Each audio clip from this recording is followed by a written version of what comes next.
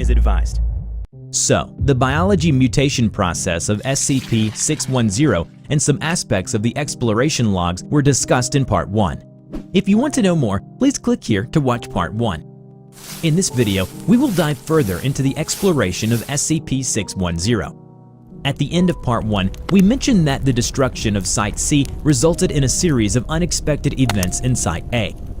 As the strange spherical formation in Site C was burned and destroyed, aerial footage shows the infected entities in Site A going into explosion.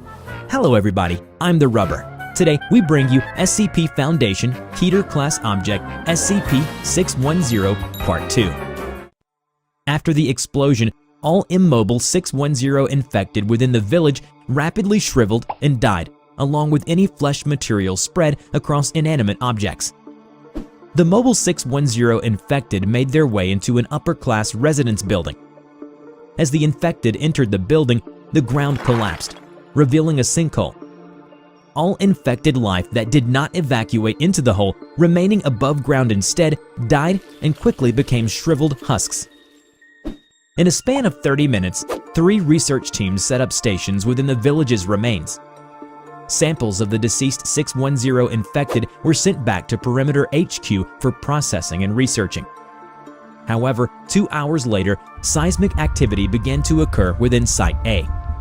2 of the original teams remained on site, while the third team was instructed to proceed back to Perimeter HQ with the collected samples. Immediately following the seismic event, a torrent of 610 spores erupted from the hole and layered the area around it for a span of 50 meters. As the eruption was being reported, both teams at Site A were assaulted by infected flying organisms.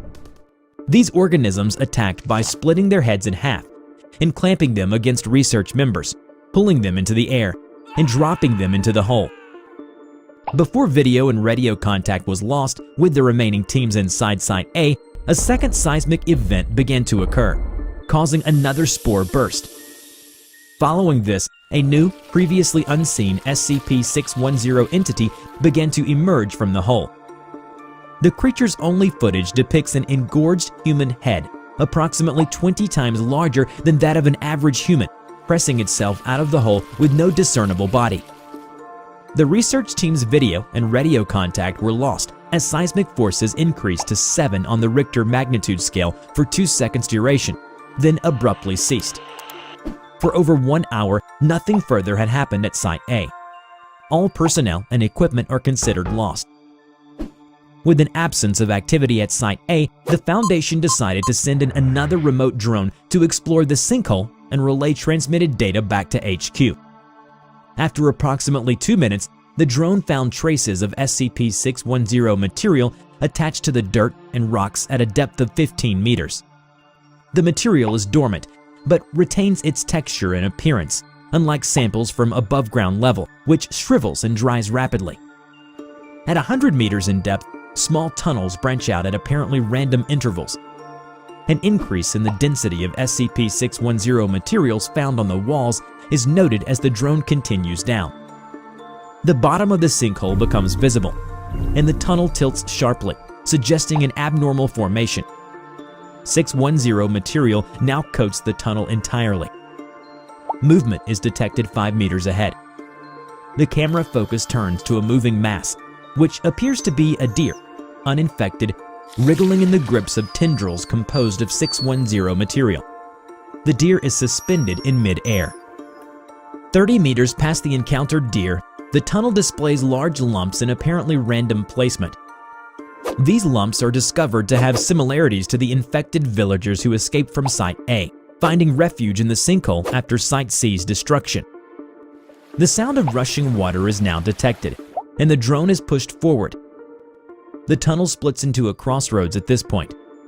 One tunnel leads around a river and then seems to slope downward, while the other is directly above a light source in the ceiling. The drone proceeds upwards for approximately 45 minutes before emerging into a windy mountainside, assumed to be in the neighborhood of Site B. The buildings appear to be constructed directly from 610 tissue substance and coated in deceased 610 material. After a cursory scan of Site B, it is determined that there is no life present, either natural or 610 related. So the drone is directed back into the tunnel.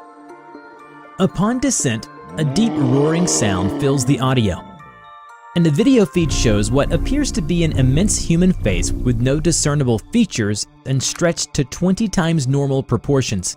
It rushes towards the drone. There are eye sockets, but no eyes, a mouth, but no teeth. The drone fires upon this creature, but bullets do not deter it. There is no room in the tunnel for the drone to take evasive action, and soon the drone is swallowed, cutting both audio and video feed.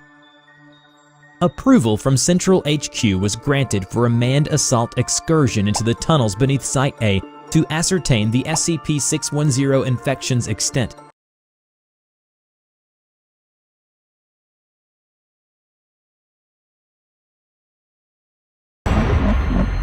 Every